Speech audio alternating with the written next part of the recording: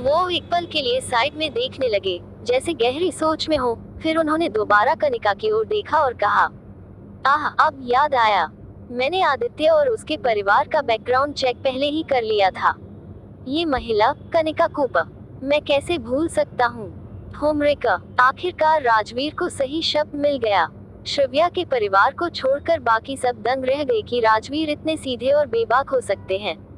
लेकिन इससे पहले कि कोई कुछ कह पाता, उन्होंने आगे देखा और पूछा, और वो कौन है? वो उस महिला की ओर इशारा कर रहे थे जिसने मानो पूरा ज्वेलरी स्टोर पहन रखा था। राजवीर बीना की बात कर रहे थे। कनिका की सलाह मानकर बीना ने जितने महंगे गहने हो सकते थे सब पहन लिए थे। सोना, हीरे, रूबी, वो सच में चमक रही थी। फिर से बीना के जबड़े ढीले पड़ गए। उसके होंठ कांपे जब उसने कहा, मैं बीना राज हूँ।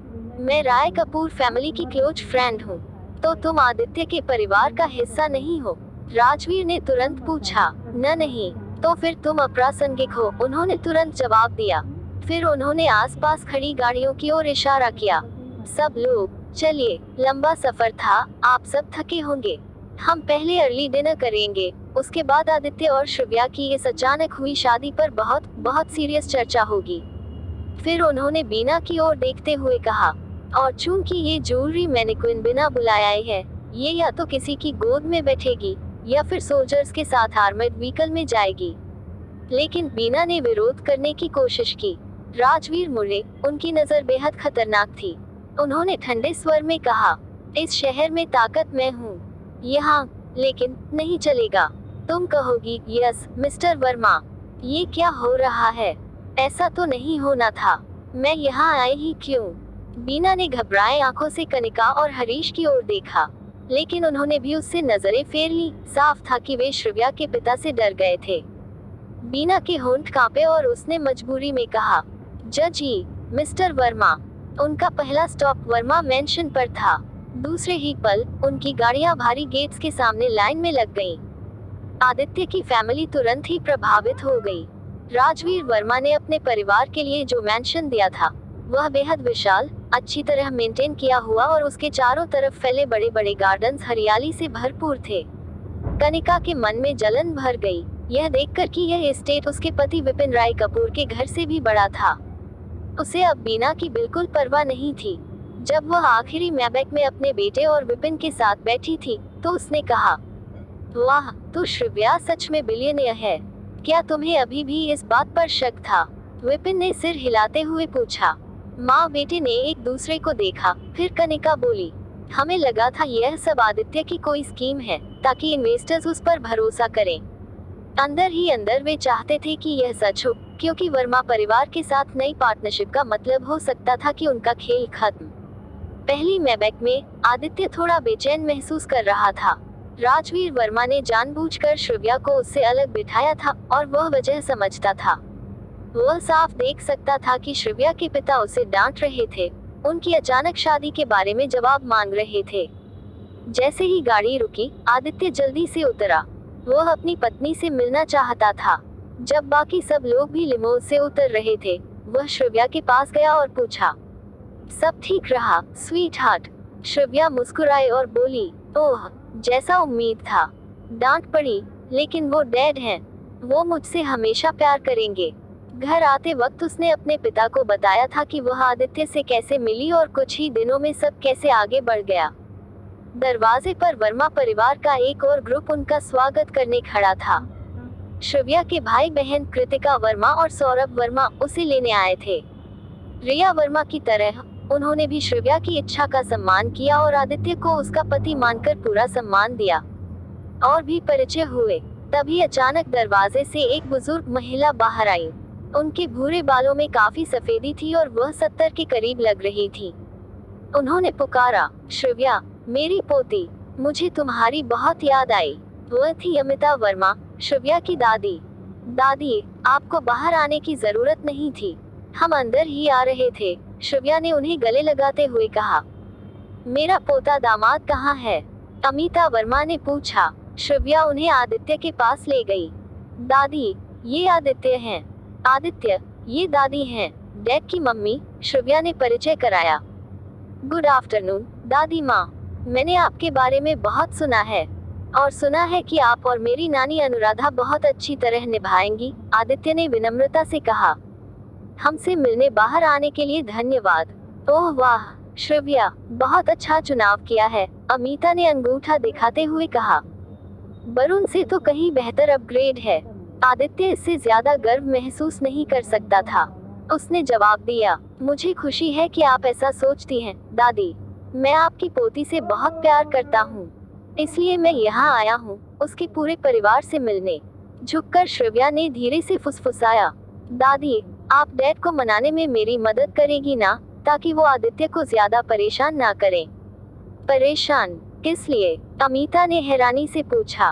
उन्होंने आदित्य को ध्यान से देखा और कहा, तुम्हारा पति तो बहुत अच्छा है, हैंडसम भी है, और मैंने रिया से उसके बैकग्राउंड के बारे में सुना है। मुझे नहीं लगता कि तुम्हारे पिता को कोई आपत्ति होनी चाहिए। बस दादी, मैंने उनसे बिना बताए शादी कर ली और सब बहुत जल्दी में हुआ, श्रव्या ने धीरे से कहा। अमिता एक पल के लिए चुप हो गई, फिर बोली, तुम्हारे पिता ने भी तुम्हारी माँ से हमारी जानकारी के बिना शादी की थी। अगर मुझे सही याद है, तब उन्होंने मुझसे कहा था कि वो इतने बड़े हो चुके हैं कि अपने फैसले खुद ले सकें, और वो नहीं चाहते थे कि तुम्हारी माँ अपना मन बदल दे। उन्होंने भी डीएनए टेस्ट के तुरंत बाद जल्दी में शादी कर ली थी।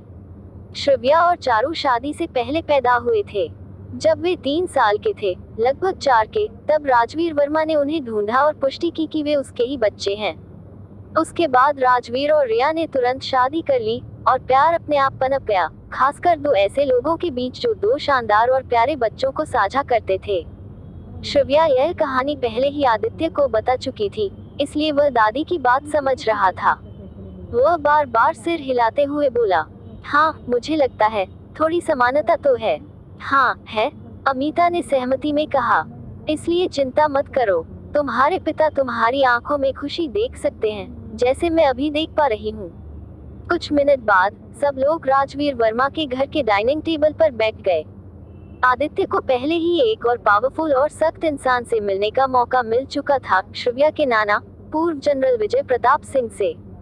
राजवीर की तरह उन्होंने भी आदित्य से कहा था कि किसी और समय वह उसे परखेंगे, उसकी निष्ठा और सम्मान की परीक्षा लेंगे। आदित्य समझ गया था कि यह तो बस शुरुआत है, लेकिन वह अपनी पत्नी के लिए हर परीक्षा से गुजरने को तैयार था। फिलहाल माहौल की झिझक थोड़ी देर के लिए खत्म हो गई। नौकरानी ने डाइनिंग टेबल पर तरह तरह के लजीज व्यंजन परोस दिए। हवा में स्वादिष्ट खुशबू फैल गई। वर्मा और राय कपूर परिवार खाने के लिए तैयार थे। राजवीर ने कहा, मेरी पत्नी ने हमारे शेफ से खास आपके स्वागत के लिए यह शानदार भोजन तैयार करवाया है। ये सब मेरी पत्नी की स्पेशल डिशेज हैं, एंजॉय कीजिए। और बाद में उन्होंने आंखें सिकुड़कर आदित्य की ओर देखा, बाद में हम वो सीरियस बात करेंगे। मौका देखकर श्रव्या बोली, हे डैड, पता है दादी माँ ने मुझे क्या बताया? उनके बेटे ने भी उनसे बिना बताए शादी की थी। Like father like daughter. हाँ हाँ, राजवीर ने कोई जवाब नहीं दिया। उन्होंने और भी सख्ती से देखते हुए कहा, उस बारे में बाद में बात करेंगे। श्रव्या, रुको, बीना कहाँ है? कनिका कूप। राजवीर की सख्ती से कनिका इतनी घबरा गई थी कि वह बीना राज को पूरी तरह भूल चुकी थी। मैंने उसे आते नहीं देखा, उसने कहा। ओह, उसकी चिंता मत करो, राजवीर ने शरारती मुस्कान के साथ कहा। उसे सोल्जर्स के साथ थोड़ा डिटूर लेना पड़ा। मुझ पर भरोसा करो, वो वहाँ ज्यादा सुरक्षित है, यहाँ मेरे आसपास से। मिलिट्री कैंप से कुछ किलोमीटर दूर बीना खुले मैदान में पिछले आधे घंटे से चल रही थी। वह पसीने से तर थी। उसका मेकअप बहकर चेहरे पर फैल गया था। उसके बाल बिखरने लगे थे। उसकी सिग्नेचर हील्स मिट्टी से गंदी हो चुकी थी और भारी गहने उसके शरीर पर वजन बढ़ा रहे थे। उसकी सेक्सी ड्रेस उड़ते कीड़ों को आकर्षित कर रही थी। चलते चलते उसने घबरा कर पूछा, क्या सच में कोई और मिलिट्री ट्रक या कार हमें लेने नहीं आ सकती? आपकी ट्रक यही क्यों खराब हुई? यह बहुत कन्वीनियंट लग रहा है, और सच में कोई रेडियो भी काम नहीं कर रहा। जी मैडम, एक सोल्जर ने हल्की शरारती मुस्कान के साथ जवाब दिया। हमें यह लंबा रास्ता पैदल तय करना होगा। असल में राजवीर को पता चल चुका था कि बीना ने उसकी बेटी को शर्मिंदा करने की कोशिश की थी। हाँ, वह श्रव्या से नाराज थे, लेकिन वह किसी को भी अपने परिवार को चोट पहुंचाने नहीं देते। जैसे उन्होंने पहले श्रव्या के एक्स बॉयफ्रेंड और नकली दोस्तों को सबक सिखाया था, वैसे ही वह बीना को भी सबक सिखाने में खुश थे।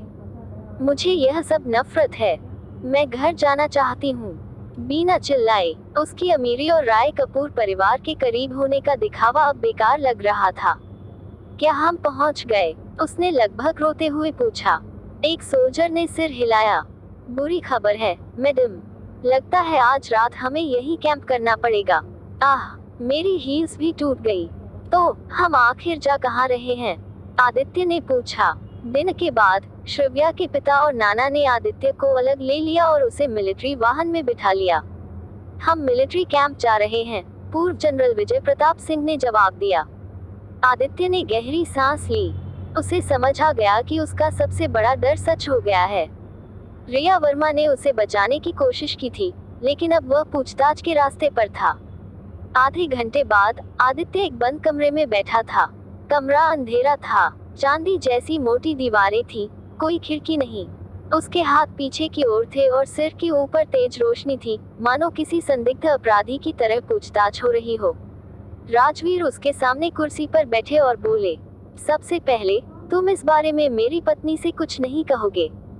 जब हम लौटेंगे तुम कहोगे कि मैं तुम्हें शहर की ताजी हवा दिखाने ले गया था।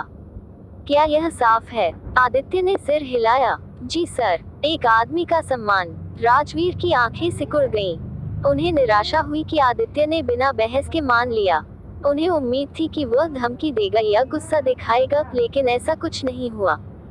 विजय हंस पड़े। सोचते हो टिक पाओगे? फिर सोचो लड़के। बेचारा आदित्य फिर से घूंट निगल गया, लेकिन खतरे के बावजूद उसने संयम बनाए रखा। गहरी सांस लेकर बोला, मेरे पास छिपाने के लिए कुछ नहीं है। मैं श्रव्या से प्यार करता हूँ। उसे पाने के लिए और उसका पति कहलाने के योग्य साबित होने के लिए मैं सब कुछ सह लूंगा। मैं उसका ख्याल रखूंगा, उसकी हर जरूरत पूरी करूंगा, उसे खुश रखूंगा, अपनी आखिरी सांस तक उसे संजोकर रखूंगा, और इसमें हमारे बच्चे भी शामिल हैं। तो साबित करो, विजय ने चुनौती दी। उन्होंने पूछा, क्या तुम कोड़े खाने के लिए तैयार हो? आदित्य ने घूंट निगला, धीरे से बोला, मैं दर्द का शौकीन नहीं हूँ, लेकिन अगर जरूरत पड़ी तो सह लूंगा। तुम्हें यह मजाक लग रहा है? विजय ने पूछा। उन्होंने एक सोल्जर को कोड़ा निकालने को कहा। घुटनों पर बैठो। आदित्य ने आंखें बंद कर ली और बिना विरोध के घुटनों पर बैठ गया। मैं अपनी सच्चाई साबित करने के लिए कुछ भी सह लूंगा, उसने कहा। कुछ सेकंड बीते, फिर लगभग 1 मिनट। कुछ नहीं हुआ। वह सिर झुकाए इंतजार करता रहा। फिर उसने ऊपर देखा। दोनों उसे पछतावे भरी नजरों से देख रहे थे।